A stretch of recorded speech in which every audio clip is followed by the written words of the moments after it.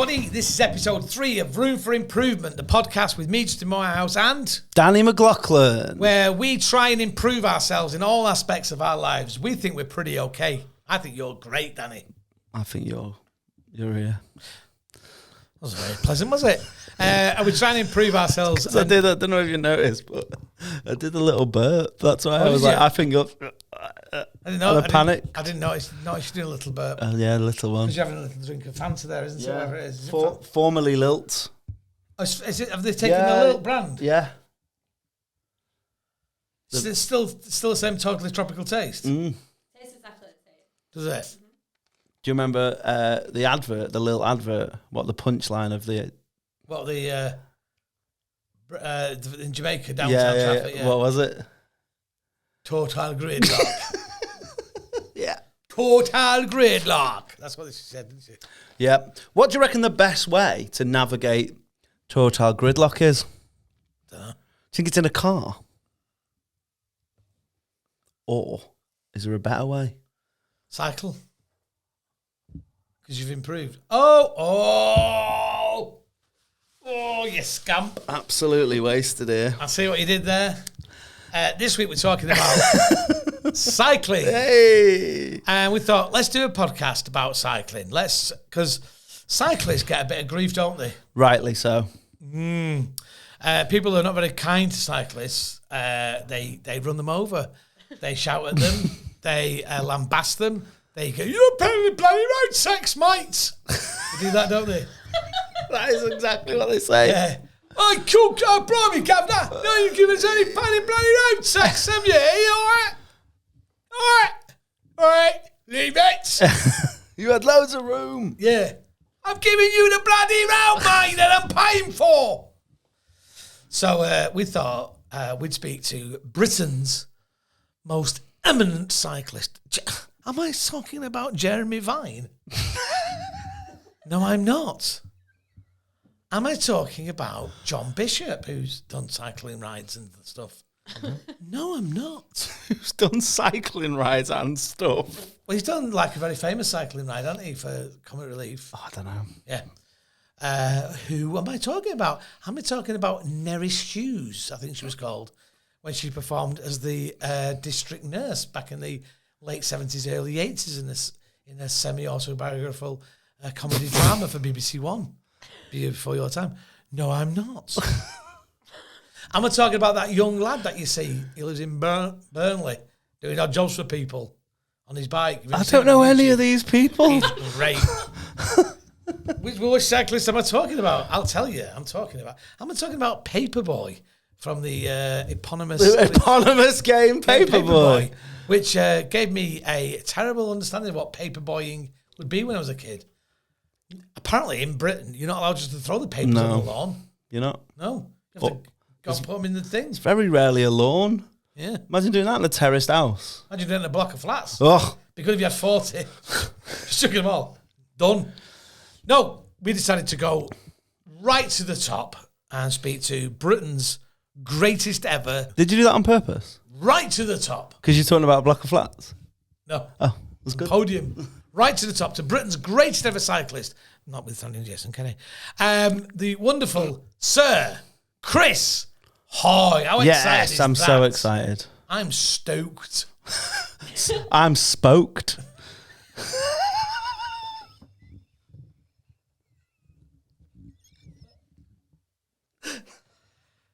That was good, that. He's very good. It was very good, that. He's spoked. Because bikes have spokes. Bikes have spokes. Yeah. So I hope you're sat comfortably in your saddles. You get a good handle on what we're doing. I hate that, by the way. What? That it's a seat. It's a saddle. No. It's a saddle when you're riding something. Not all the time. Car saddle. So do you... Roller coaster isn't a saddle? No, it's when you're astride it. So do you say a motorbike saddle? Yeah, it's when you're astride it. I have never heard that. The definition of a saddle is when you're astride. Like, what is straddle? Like straddle? No, you straddle on a saddle. That's why the Queen goes side saddle. So she's not straddling it? So you're all... Saddle. No, saddle.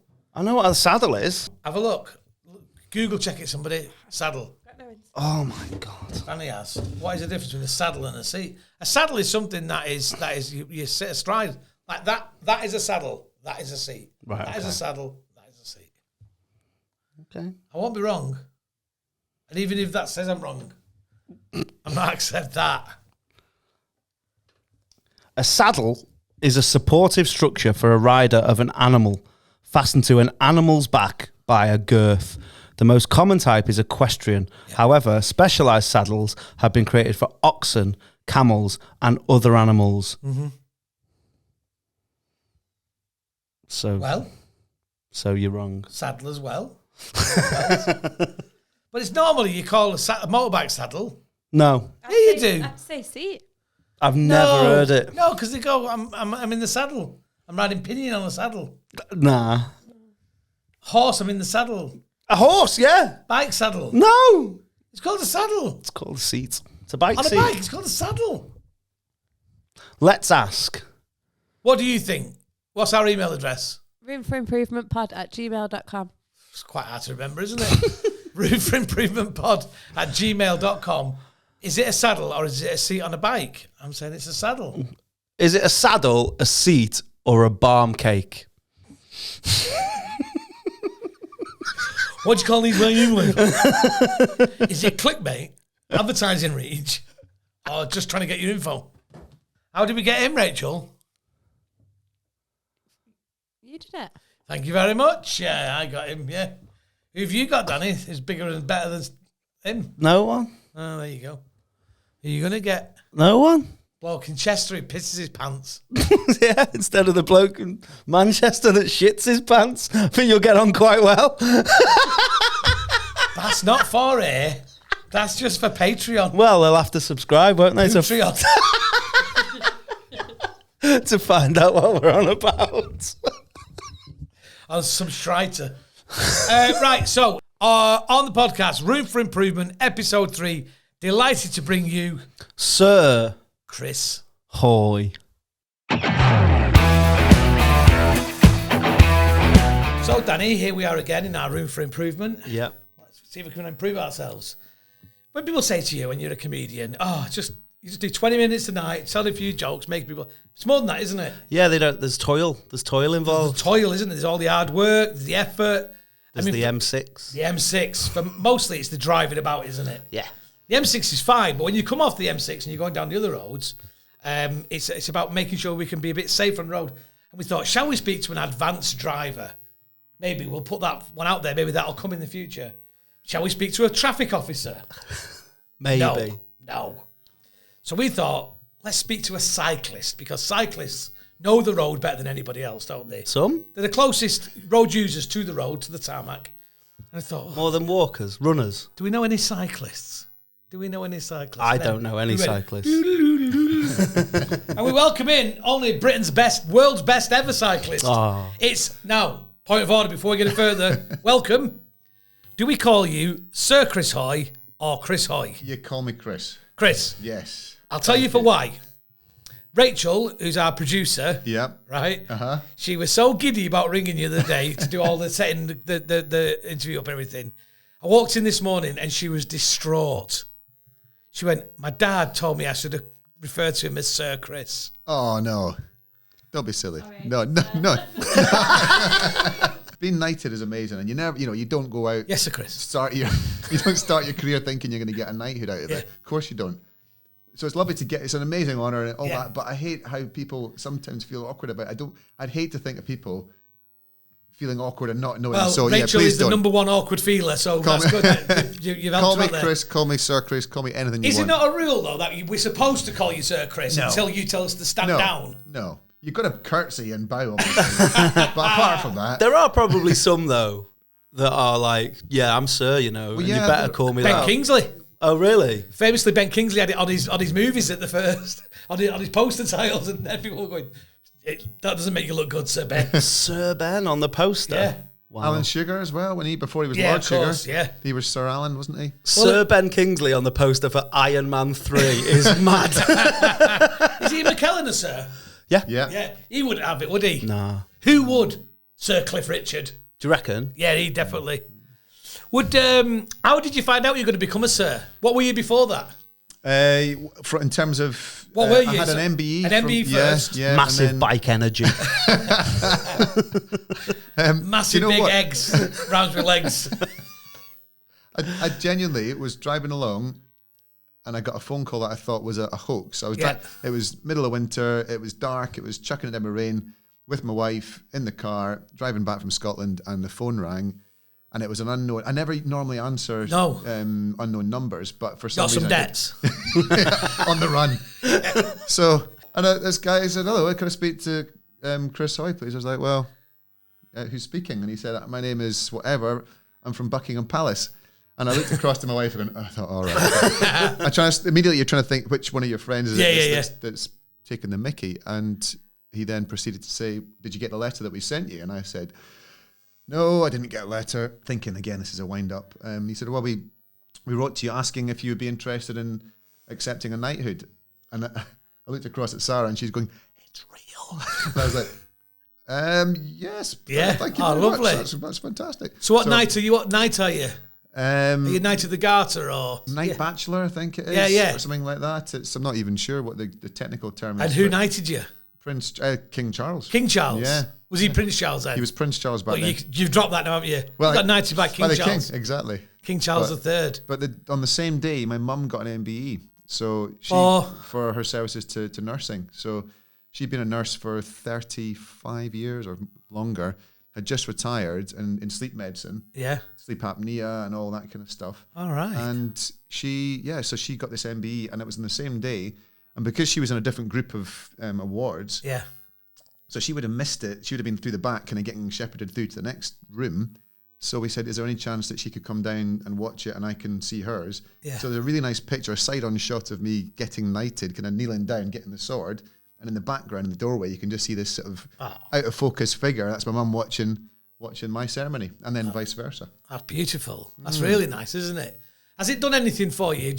Can you? I mean, your name's You can get a phone contract now. Yeah. What do you mean? But like for ordinary people, like if they wanted to get a restaurant booking, they'd have to go, "It's Danny Mcloughlin, MBE." How would I do? Would you do that? And then Some because then people people do. go, yeah, but I don't think that's gonna. Yeah, But, I mean, you'd never struggle anyway, would you, Chris Hoy? Well, I was in a restaurant in Skye. I tried to get a table in a restaurant in Skye a couple of weeks ago. Pulled every string in the book because we'd heard it was a great place. Yeah. Couldn't get in. So obviously not. So, do you not say Sir Chris? Well, no, I didn't. Olympic Chris. No, you don't. But You see that stadium in Glasgow named after me? That Chris.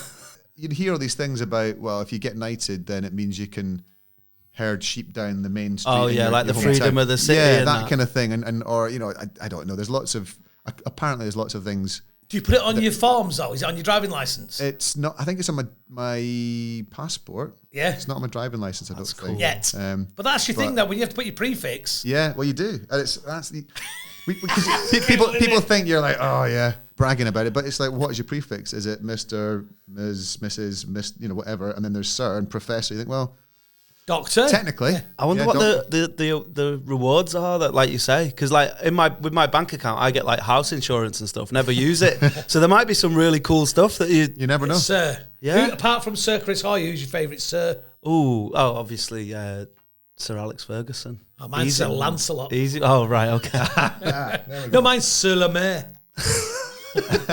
Under the sea. Sirloin. No, I don't like sirloin because I'm a vegan, as you know. Of course, yeah. Do you know, I've been to the place where they invented the sirloin, Horton Hall near Preston. Oh, is it? Yeah, Really? it's where the beef was so good, the king visiting the court knighted it and he said, "I declare this beef sirloin." Is that what? Yes. No, that's not true, is it? Yes, it is true. That sounds like Really? one of them like chicken lettuce under bacon. Where No, they it's like a backronym. Yeah. No. Rachel, can you fact check it while we carry on chatting? I already know. Remember the interview on the podcast? Yes. and it's real. Wow. The woman tells you, the woman that works there. Yeah, but if she worked there, she's gonna, isn't she? It's like when someone goes, No. "Oh, this is the most haunted restaurant in Britain." No, you know why? I tell you why. This will also excite you. When I spoke to this historian and guide of Horton Hall, who did I tell her about? About me. Yeah, I said Danny would love this place, didn't I? I said, Oh, I Danny remember would you like- telling me about yeah, it. He loves castles and everything else. Sirloin etymology. Yeah, that's what we're looking for. on this cycling episode. The word sirloin derives from the French term surlong. Yeah. Sir for above and long for loin. Yeah, unlucky. There is a long history of urban myths surrounding the origin of the beef sirloin name. I told you, it just sounds like a blag. Yeah. Oh. So that woman, you need to phone her up. We do. Take her to task. Oh. Wow. Most of the time when things like that happen to me, I'd Yeah. be gutted. But actually, Yeah. as I get older and wiser, I'm actually pleased that I found that out. Well, you know what's Yeah. mad? You've improved. Like as a like now that Yeah. knowledge has Yeah. improved you. You've learned something So already, I've learned something already. as have the listeners. As they all knew it anyway. It's obviously black. As a vegan, I kind of like the old English version of it. But now as a vegan, it's the cut comes from the upper part of Yeah. the loin. It makes me feel... Anyway, let's get back to our chat with Sir Christopher. Have you got a middle name? Andrew, Sir Christopher. You couldn't be more Scottish, good could you? Scottish name, isn't Sir it? Christopher Andrew Hoy.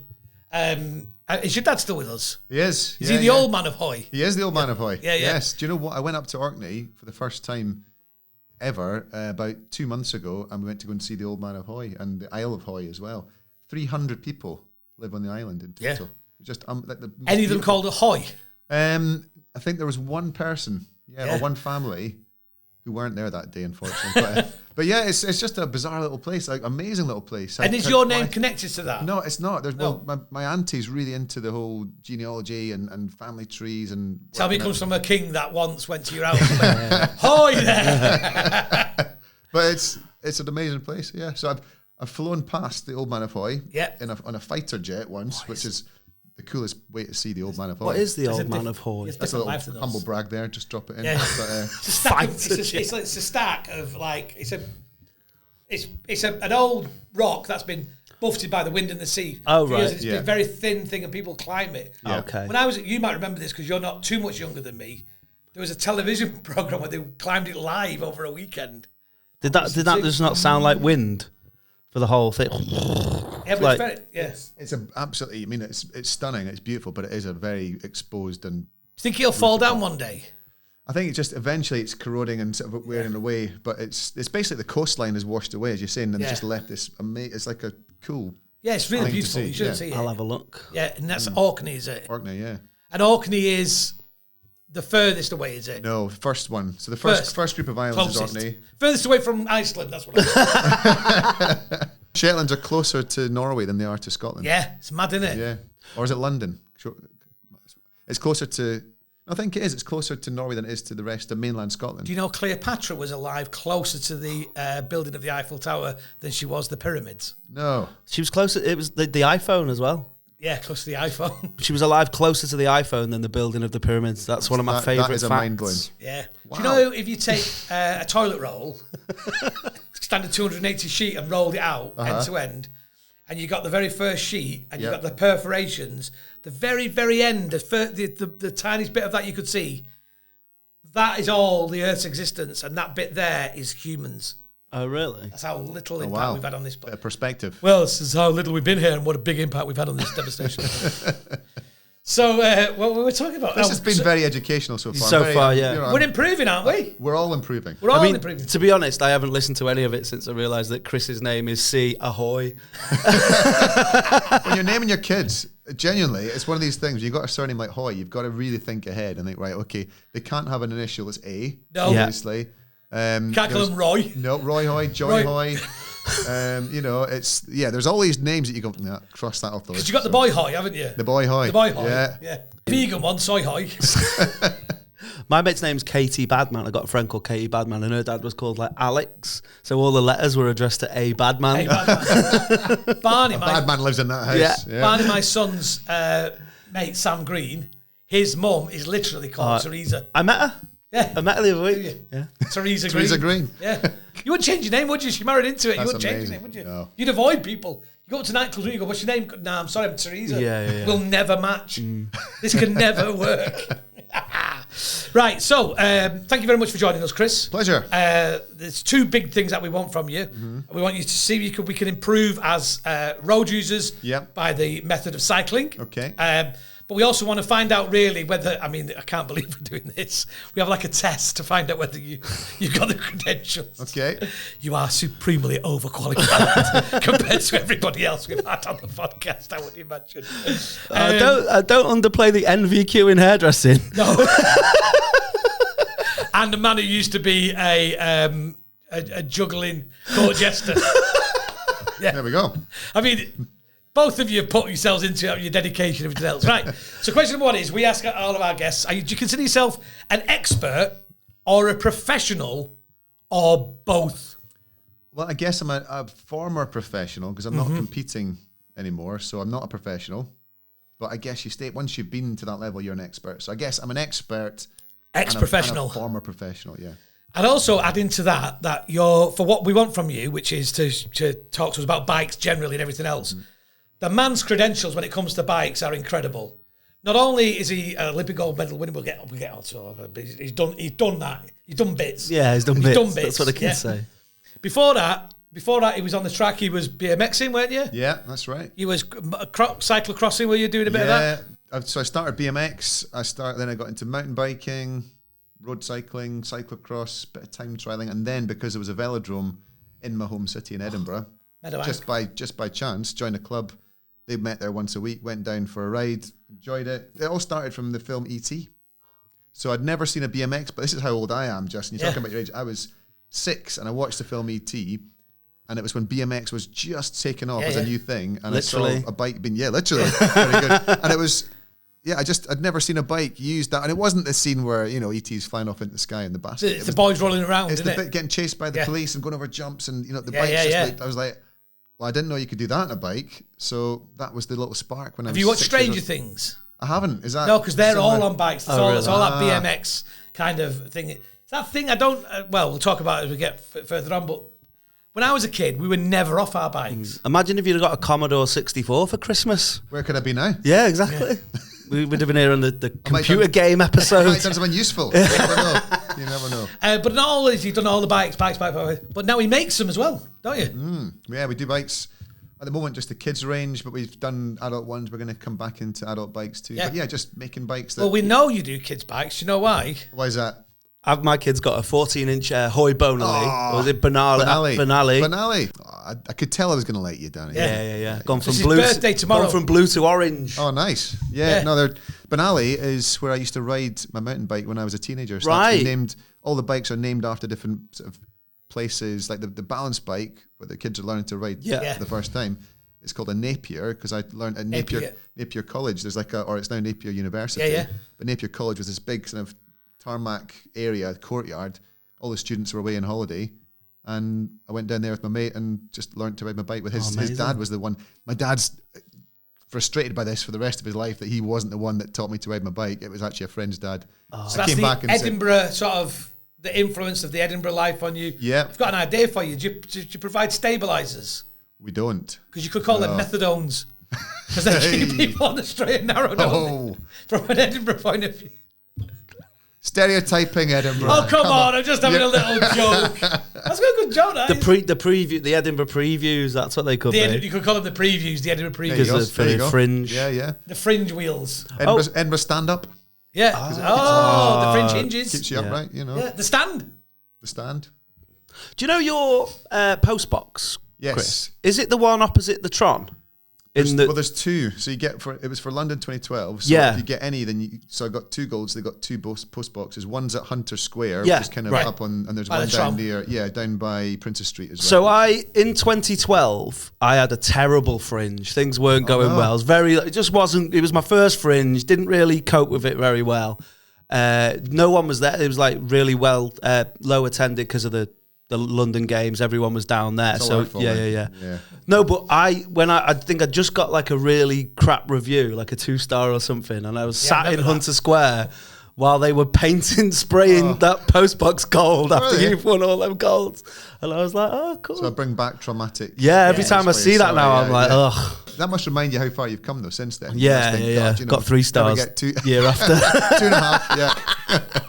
So the next year he painted himself gold and thought, let's see if this works. Well, who'd have thought that 11, 12 years later, whatever, you'd be buying your son a bike? Yeah. Yeah, still costing you money like that. I know.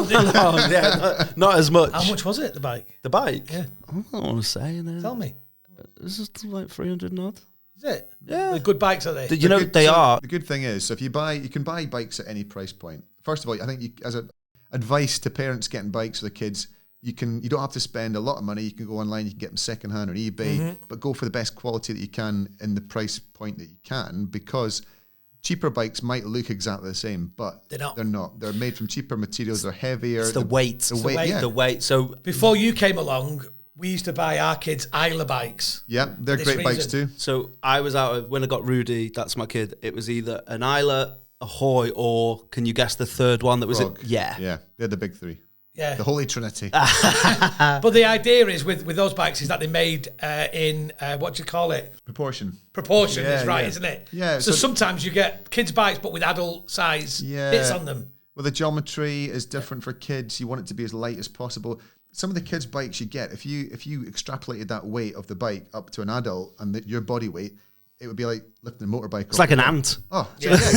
So the lighter they are, the easier you can ride anything. But the lighter they are, the easier they are to ride, to stop. They're safer. They're more fun. The brakes, they can actually operate them because they're little fingers and stuff. That's it. That was the thing as well. I remember that cheap bit. Brakes that you can't actually pull. So we bought Isabel, my daughter. We bought my Isabel that her first big bike had a name on the water bottle and everything. We got it all done. And we made it and everything. And I think it was like £450, new bike. It's a lot of money, isn't it? And I sold it last year for 370, not last year, the year before. Lockdown helps as well. Yeah, I was going to say, lockdown tax. For £375. That's the point. They hold their value. If you can do that, if people, you're lucky enough to be able to lay out, but get on eBay, there's a great community of them. But they hold their value. So you look at the actual cost over the time. It's just, as you say, it's the outlay. If you can afford to pay for it up front, you won't lose a massive amount. And if you've got more kids, you can pass it down to younger siblings and they last. I genuinely think, Chris, and I don't mean to be like that, because this podcast is supposed to be funny as well as improving you, but I genuinely think that if you buy a kid a bike, it gives them so much more than just a present. You're teaching them about road safety. You're teaching about how to look after something that's valuable, to take care of it. Yep. You're giving them some kind of freedom as well. When I was a kid, was you the same? I was never not on my bike. Well, yeah, apart from when I fell off. But yeah, I was out on it. But do you remember, have you told you time when I fell off my bike? My first bike, my first lovely bike, I got a rally sprint, which 30 years later, Danny, do you remember what I did? No. I bought. Reliving your youth. Yeah, I bought one in Edinburgh from the second-hand bike shop, exactly the same. When I was in Edinburgh bobbing about. It wasn't the second-hand bike shop in Leith, was it? No, it was the other one. We were up in South Side. Oh, okay. So my dad got this rally sprint. I loved it. It was the white, gorgeous bike, and it had like these black gear levers on the frame with like little brown things. Just didn't look right, but they looked perfect now in my head. And my dad, obviously, Christmas Eve, I put it together. So I woke up in the morning, there's my bike, got my bike. Dad's going, I put it together last night, I need to check it. I know it's all right. So I came out of our house on Iron Avenue, down the path, down the curb, felt a bit shaky, up another curb, then there's 3 big steps down to Wayne Ayres' house. I went down these 3 steps. The first step, the wheel came off. No. Second step, I hit it. The third step, I saw the wheel going like that, and I just catapulted. Oh, gee whiz. And Wayne's mum opened the curtains at Christmas morning to find me crawling out, blood all coming out of my mouth and everything else. I bet you were good that year. Oh, because you were naughty. That's why. I said because you were naughty. Good, yeah. Oh, I didn't even see that. No, I just thought that was because you've been naughty. That was your coal. Oh right, no. If you'd have been good, they'd have put it together properly. That's the most important thing. Yes, the bike was okay. Put it back together, and I loved it. I had my favorite. I had a grifter. That was my favorite. Never had a chopper. Was never allowed one. I spent a bit of time in hospital in the 1970s because I had a funny hip, which leads us into the bike story in Edinburgh as well. But I've had the hip replaced now. But because I spent so much time in hospital, my mum didn't let me have 3 staples of the 70s. The Alsatian, the German Shepherd. Right. The chopper, right? And the Lord Anthony Parker. What are these? Because she'd seen all these things. So the chopper, she reckoned you could garrote yourself not garrot yourself On the gear. Yeah, you could take your balls out. Oh, right. Yeah. Kids used to fall onto the gear Yeah. stick, take the balls out. Yeah. Second one, the Alsatian was the devil dog of the 70s. So we were never allowed one of those. I had one of them. And the Lord Anthony Parker was the classic Parker jacket with the hood up. And if you did like to look left and right, which we were very important to do in the 70s, the hood didn't move, so kids were getting knocked over in them. The East is East. Yeah. We have to ask this question. I feel bad. Danny, you can ask this question. I don't want to ask it. Is it the second one? The third one? Yeah. So we always ask people, and this isn't normally a literal question, but so we normally say, show us your medals. Okay, yeah. But that's normally just like a term for people to go, tell us your credentials. oh, I've got an MVQ in hairdressing, but they don't normally have. Well, I was going to bring my medals along, but there's quite a few, so I've not brought them all. All right. I've not brought them all. I've got a couple in here. I've not brought them all. Nicely presented in an Oh, old sock. In a sock. Should we open them? Should we take them out? Wow. Oh my word! the polish. Oh my word! Look at those! Oh my word! The trouble is, you don't really want to polish them too much, but you look at the London one has got a bit kind of grubby, so I was taking them to somewhere to try and get them cleaned. What's your favourite? What's the best design? Like, not the favourite because of the way you won it or whatever. What's just looks the coolest? I like the silver from Sydney, actually. I think that's the kind of... Because it stands out. It's understated. It's not all that showy-offy gold nonsense. It's, it looks quite cool. Cool. They are cool, aren't they? They really are. This is mad. This here, Chris, is the best compare for the UK Comedy Awards for me. So you brought your... I'm impressed. You brought your trophies there, I know. Yeah. I didn't realise we were doing this. So, you know what? Well done. I didn't realise we were dick waving, otherwise I'd have brought my celebrity mastermind trophy. They're so fascinating, cool. aren't they? Does it, when this is often an occurrence for you, you go to a school visit or a thing like, people always ask you to bring your medals. Does it get boring for you, or do you still look at them yourself every now and then? No, I don't get them out that often. But what I love is how it's just a ribbon and a bit of metal, but it's what it represents, it's what it means. And when you show it to people are, because not many folk have actually had an Olympic medal in their hand.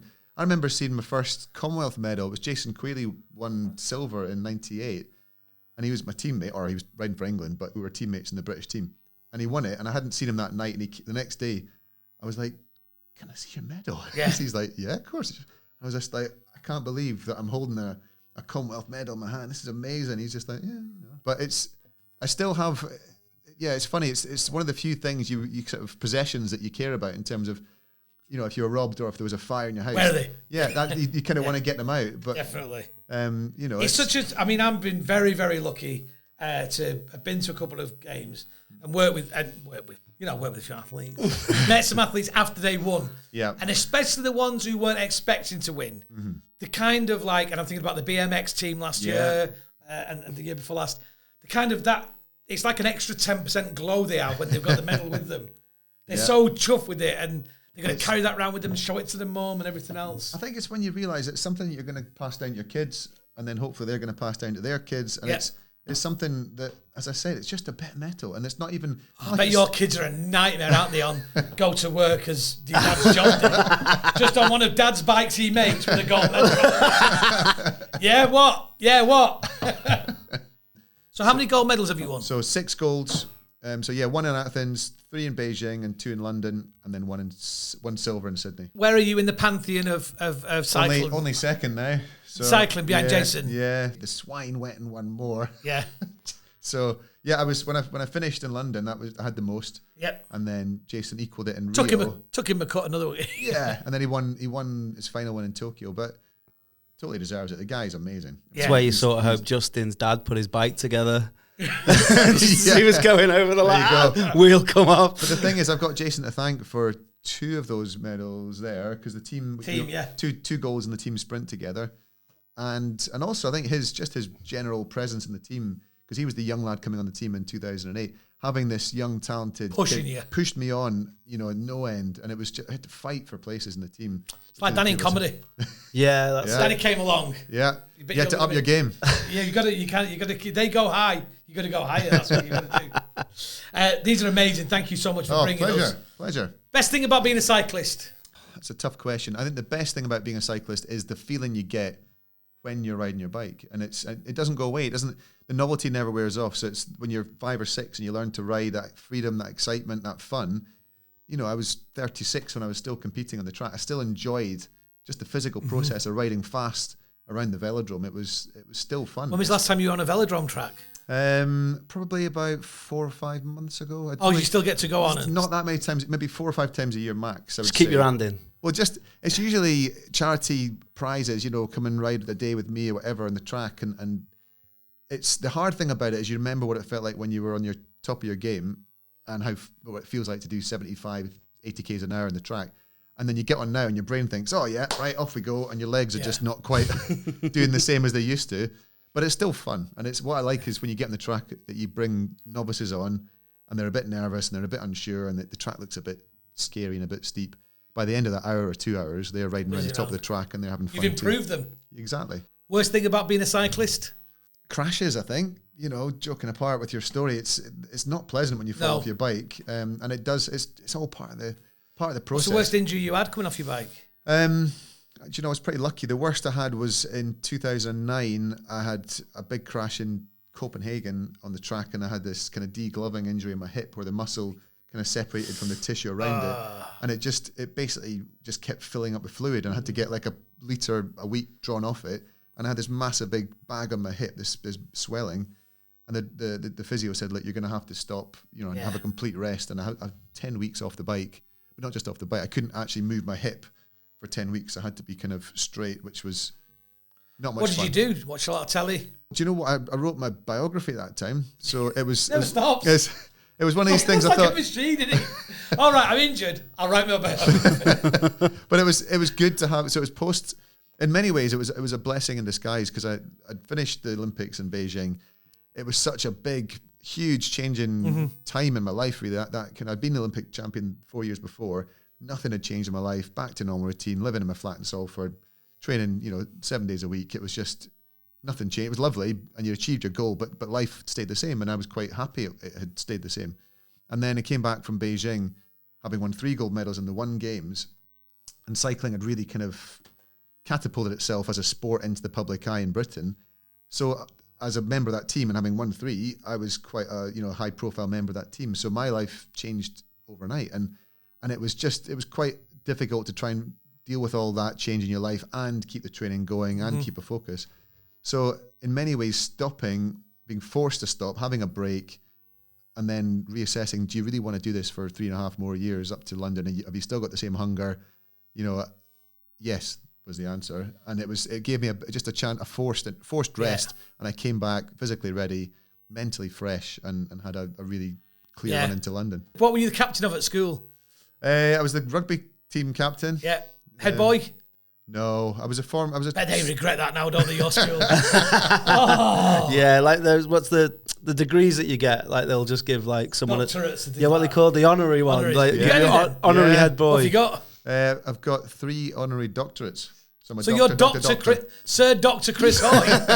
Dr. Sir Chris Hoy, I didn't MBE. take the doctor box. I thought that'd be taking the mickey. Yeah. That's the way to get in a hospital appointment, though, isn't it? Yeah. Yes, it's what Dr. are they Hoy. in? So, doctor, one of them was Doctor of Science. I've had 2 are Doctor of Science and 1, I'm not sure what the other one is. It was St Andrews University, Edinburgh University, and Heriot Watt. Do they just offer you them, or like random ones as well? Yeah, do you want to be a doctor of communication studies? Well, it's just, they got in touch just saying, they always have 1 honorary person being awarded, and you do a little speech, and it's actually quite an intimidating thing to do, to stand up there in front of all the students, and it's such a big day for them. It's their day, isn't it? It's their day, and that's the thing. You want to remember that it's not all about you today. This is about talking about them, but at the same time they want some sort of life lesson or some sort of important thing to take away. So you've got to really think about it and kind of give it its just respect. Yeah. So you're an expert, as we know. Danny and I think we're pretty proficient at stand-up comedy. We always are interested in what people think about. What do you get mad at? What people get wrong about your job, either in real life or like on the telly or something like that? What's the one thing? People always ask, did you not, or did you want to do the Tour de France, or why didn't you ride the Tour de France? So I guess that's That's quite a common thing, and I understand why. How do you answer that question? Well, I guess it's like saying, for the same reason that Usain Bolt didn't run the London Marathon. I was a pure sprinter, whereas the guys that do the tour, they're endurance athletes. So they go, well, yeah, but what about Mark Cavendish? He's a sprinter. And I say, well, he is in that context. So he's an endurance athlete who can sprint after 6 hours of riding over mountains and still have energy to go really fast. But if you put Mark Cavendish up against Harry Lavrayson in a fresh sprint on the track or on a straight line on the road, not a chance. Lavrayson would be, miles ahead because they're horses for courses. Also, you're allowed to just say I didn't fancy it. Exactly. Why have you got to do everything? You could go. Hate the French. No passport. Yeah. What's it? Because you got a passport. Look at all these. It's just a joke. Oh, sorry, Danny. Are you the wrong shape for a road cyclist as well? Yeah, so a road cyclist would be typically, in terms of weight as well, would be anything from sort of mid 50 kilos up to 75, maybe even 80 kilos max. I think that's the main reason I couldn't be an elite sportsman is I don't know what kilos are. That's probably the only reason. Well, weight in 2 stones. pounds. Is it? Yeah, so 2.2 pounds to a kilo. So like a sugar. 115 pounds for like the lightest guys, which is they're like tiny little waist, like jockeys basically. Yeah. It's like 9 That's stone. the guys that are climbing the long, the 20k climbs in the Alps or whatever. Because every single gram of weight you're carrying uphill is working against you. Yeah, And they've got to store all that energy and that glucose energy and all that in there. Obviously, in your big things here, aren't they? And all that. Yeah, well, the road. So I think the people assume that cyclists have big legs from riding their bikes, but the road guys, if you met a Tour de France cyclist, they're just really skinny, really tiny. They're just very, very efficient. Whereas it's the track guys that will have the bigger muscles because it's Instant all about power and strength and torque and it's aerodynamics. It's basically your power against your aerodynamic drag as opposed to power to weight on the road. So we need to be as aero and as efficient and as slippery in a straight line as possible, but with massive power to... It's like sprinters and Mo Farah compared to Mo Farah, isn't it? Yeah. Exactly. If there was no cycling at all, and no motorsport, because I think the motorsport comes with the cycling.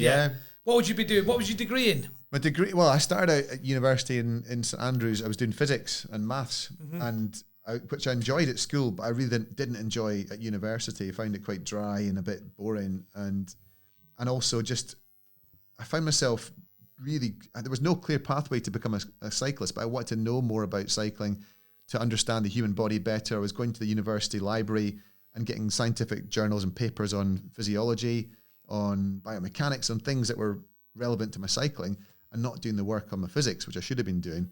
And then I suddenly thought, well, why don't I do a degree in something that I actually care about or I'm interested in? So I changed from physics into sports science, which was like a brand new degree back in those days. My parents and my friends thought I was absolutely mad. You've got, physics is a good degree. You could do that. You could apply that to whatever. Although I didn't know what I would apply it to. No. And then took up So you'd be a sports scientist now, do you think? Well, I think I would have applied sports science, that degree, to something in the world of sport. I think you could be a very good, motivational guy. Oh, really? I think you'd be a brilliant life coach. Oh, that's a compliment. I'll take No, I that. do. Thank I you. think, Cheers. yeah. I think you could be too, Justin. I could have. I think you could. I'm very interested in the world of life coaching and improvement. I've read more books on procrastination. Genuinely, I read them all. I've got them sitting on the side. I've not read them yet. Yeah. I'm always trying to get to that point. And James Clear, in his book Atomic Habits, talks about the tiny differences, which is the Dave Brailsford thing. You know about this, don't you? Oh, he's got an honour degree from Chester Uni, which is where I went. Yeah, there you go. So one of the things that I read about in because when Dave came into British cycling, he said, he can't change everything overnight, but he can change lots of little things by a little thing, and all them added up makes incredible change. Is it minimal gains? Marginal gains. It's the aggregation of marginal gains was his explanation. So one of the things is the vans that carry the bikes round in painted them all white, so you could see any dirt in, because that dirt added onto the bike is the weight of the onto the I weight didn't of the even bike. know that one. That's a good one. I want you to look right down the barrel of the camera now. You've achieved everything that you wanted to achieve. Yep. Have you got a message for the haters? I'd never listened to you. That's my message to the haters. I didn't bother listening. Who sacked you from a paper round? Which girl said no when you were 14? They all said no. It's such a bland answer, but no, there weren't. I didn't feel like there were any haters. Yeah. I think actually the biggest I think your own personal self-doubts were the biggest things that can often hold us back. And I didn't believe that I was going to ever win a Chris is Olympic talking medal. to himself. Chris is calling himself a hater, addressing it and getting over Go it. back. Oh, he's hit. Physician, heal thyself. Good stuff. What does life look away from the day job? The day job's many, many things. I don't have a normal week, so there's no kind of normal routine, which is very different to the old days where it's very structured and you knew exactly what you're doing on a Monday, Tuesday, Wednesday, so on. I've started a little podcast, which you've been on, obviously. We'll have to get you on, Danny, at some point as well, if you have us. Of course, definitely. On the way here, I said, I've done. He went, I've not done this podcast. That was a joke. Obviously, I've never met Chris in my life. And doing a little podcast with Matt Magendie, Sporting Misadventures. I do Children's motorsport, books. Right? Kids books, Flying Fergus series. Oh, amazing. Bike company. The Hoy Bikes company, which we put a lot Do you do of electric bikes? That's a good little segue here. Yeah, we do. Electric bike is a good little segue. Well, we're just getting, very good. You should be a comedy. E-bikes. I love e-bikes. I don't know what you guys think about them, but I absolutely love them. And I was the opposite before I tried riding one for the first time. So I think people assume, like, as a racing cyclist, you think, well, that's cheating. You know, first of all, you know, it's about using your legs, using your lungs. Why do you want a motor? But actually, e-bikes, when you ride it, you go, you still got to pedal. Yeah. It's pedal assist. I think that's a better description than calling it an e-bike. It's not like a scooter. You just do that and you go. You still have to pedal, but you get like this kind of invisible hand giving you a little push along. People you said the best thing about cycling is getting on your bike and feeling the air through your things, and you're getting all that with an e-bike, aren't you? Exactly. And it opens up cycling to a much wider audience. People who have e-bikes. Fat people. Well, I think the best thing about e-bikes is your food's hot. Like, is your what? Your food's hot. Like e-bikes, that's the Deliveroo and stuff. If it wasn't for e-bikes, like, are, so good. They're selling more e-bikes than regular bikes now. Wow. And that's something I never thought would happen. But people who have an e-bike are 3 times more likely to use it than a regular bike, which is an amazing statistic. Isn't it? So the point is, you just want to get people out, get them active. They might choose to cycle to work on an e-bike over a big hill or a distance that they wouldn't do on a regular bike. You might not want to turn up at work all hot and sweaty. So actually, for one of the things we're doing, we're making this little motor and battery which clips on to any bike that's got a regular bike with disc brakes, and it drives the rear disc. So you can convert it, but you can clip it on and clip it off. So you don't have to have it as an e-bike all the time, or vice versa. You just put it on, clip it, ride to work, take it off, charge it at your desk, and then finish work, clip it back on and ride home. Excellent. It's like cruise control, isn't it? Like I drive, and sometimes I put cruise control on, but sometimes I like driving. So it's like it's good. It's a good option. So I think e-bikes are going to bring more people into riding their bikes. The cost of petrol, all this stuff. Good. People want to be active. They want to ride. So I think e-bikes are. I mean, inflation has affected cycling, hasn't it? I mean, my tyres needed pumping up. 3 times I've done that joke today, haven't I? At least. It might even be 4. I went to the laundrette the other day and I said to the woman in the laundrette, I said, what's the laundrette's favourite Christmas song? I don't know. I went, Duvet Noise Christmas. Oh my God. So you're going to show me and Danny some basics of cycling proficiency. We're going to see if we can be better at being more cycling. Did you do cycling proficiency at school? No. I got mine. Did you? I didn't. Yeah. I never did it. So 1-0 to me. Yeah, exactly. Yeah. What are these? Yeah.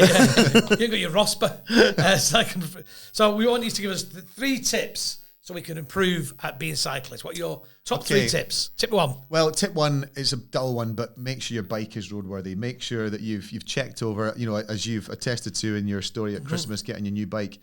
It's so important the bike is safe. So make sure the tires are pumped up, make sure the brakes work, make sure the wheels are tightened up. Just the basics. Give it a quick wiggle. Get the seat, give it a wiggle, get the bars, put the front wheel between your legs, twist the bars. Do they turn? If they turn, tighten up the stem. Just, make sure the chain's got a bit of oil in it. It's not all seized up. Yep. Second one, while you're riding, I would say, look ahead. So when you're in traffic, in the same as when you're driving a car, always try and, the focus often when you're cycling is you start looking what's right in front of you. Yeah. And then you react to it. So there might be a pothole. You might be looking down. You wobble around it. There could be a car or a bus right behind you. Look ahead, plan ahead, think ahead, and always look at where you want to go. So don't look at where you're trying to avoid. So like talking about skiing, if you're skiing down a hill, I'm told, I've never done it, but if you look at like a tree, you'll get drawn towards that tree. Yeah. So always look where you want to go. Laugh that, I'm sorry. And you will go where you look. So look ahead and think ahead. Anticipate. And look at where you want to go. Third thing I would say is, it depends what type of cycling you're doing. If you're just riding to work on a bike that's got flat pedals and a comfortable bike, that's absolutely fine. If you're looking to do like a charity ride, a longer ride, 100-mile ride or something big that's a big challenge, you've got to make sure the bike position is right. So if the saddle height, like one of my pet hates is seeing saddle heights that are way too low. People are riding along and their knees are sticking out, and you think that's really inefficient. You're going to get sore knees, you're going to get sore back. People think that you just need to have your feet flat on the floor when you're sitting down, and that's fine. Isn't it? Basically the ideal way to set it up is sit in the saddle, lean against the wall or whatever, put your heels onto the pedals, and then so when you back pedal till your legs are at 6 and 12 o'clock, and your heel, when it's on flat in the pedal, your legs should be completely locked out and straight, so that when you put the ball of your foot on the pedal, like you're supposed to, there'll be a slight bend in your knee. Now you'll find often that you can only just reach the floor from that position when you're actually. But that's fine. But that's fine because you spend 99% of your time sitting in the saddle pedaling, not with your feet flat on the floor. So if you do have to stop, you can go to one side. You hop off the saddle and put your feet flat on the floor. So make sure your saddle's the right height because it has such a massive impact on the comfort of riding, on your efficiency and how fast you can go. Yeah. And you see people with often really expensive bikes that have been set up really badly. So take it to your local bike shop, get the person there to help you set it up, or a friend that's into cycling. They'll know saddle height, saddle position, and it'll change. And also, you won't have people complaining about having such a sore backside because you do get a sore bum if your saddle's not set up correctly. And you need to ride the bike a bit, though. If you start riding your bike and you've not ridden it for years, you will have a sore bum at first for a little bit. It's inevitable. It's nice. It's a nice feeling. I think it's a nice feeling because you know why it's there. Yeah. But Good to have you, mate. And let's hope we can still be friends after you've seen us on the bike.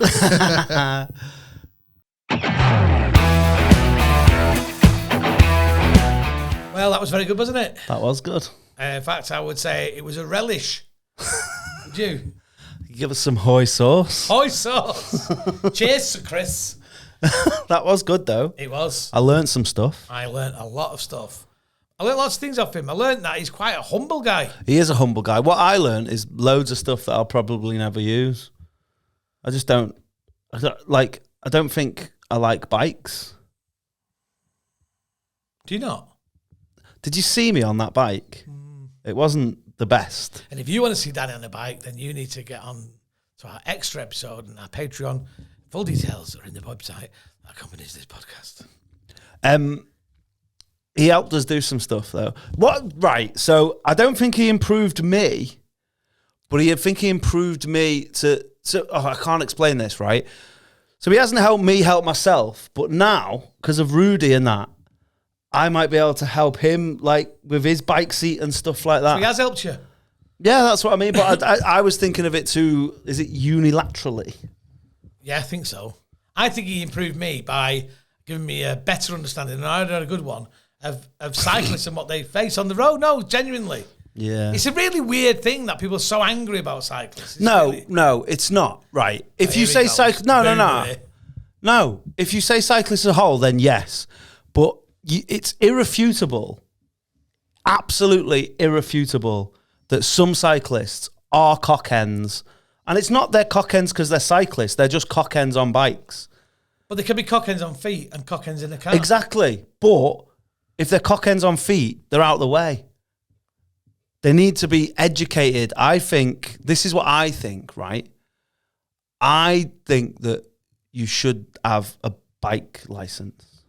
I think you should pass a bike test. Even if it's just a theory. Yeah, I think, but I also think we need to have a better infrastructure for bikes in this country. Well, yeah, that as well. There isn't this level of anger in Holland. Is there there really not? isn't. No, because everybody rides bikes. Yeah. It's because people don't ride bikes. It's a self-perpetuated kind of problem. And in Holland, I've never been like in a taxi in Amsterdam and then some dickhead's gone from the pavement to the road. It's because basically there's no pavement. If you go off the road, you're in a canal. My issue with cyclists is that it's nothing other. It's not when they're on the road and just on the road. Mm-hmm. It's the transition from, because they don't want to stop at the red light, they'll go on the pavement and go round and then get back on the road again. Well, that's already illegal. Yeah, I know that. This is what I mean. So Then surely the police should be catching them instead of going out getting bloody murderers. Right, I hope you enjoyed the podcast. Don't forget, Patreon special is available from all the usual places. And we'll be back very soon with a brand new episode and some news, which is fine. It's nothing to worry about. Don't text me like Danny would text me if I ring him and I don't leave a message. I hate that. So, Text you do it as well. exists. Rachel does it as well. So, Yeah, I just think. everything all right? Yeah. Texts exist. Not when you're driving and you're bored and you want to talk to somebody. Well, but text saying that. Is that how I'm supposed to do it? That's how I would prefer that. If you just go, oh, it's nothing to worry about. I was just bored. I wanted to chat. On a message or on a Yeah, text? on a message. If it doesn't get through, In an answer phone message. no, don't ever leave an answer phone message. Why don't you turn your answer phone messages off? I don't know how, but I'd love to do that. I don't know what. how to. Yeah. Follow the instructions. Right. Okay. You've just improved me. Like you don't realise how. Like we've just been cycling with Sir Chris Hoy, Yeah. and you don't realise how much you've just improved my life at the end of that. Straight down. My phone's dead. Is it? Yeah. Maybe it's got all the answer phone messages. Yeah, that's what it was. Bye, everybody. Bye.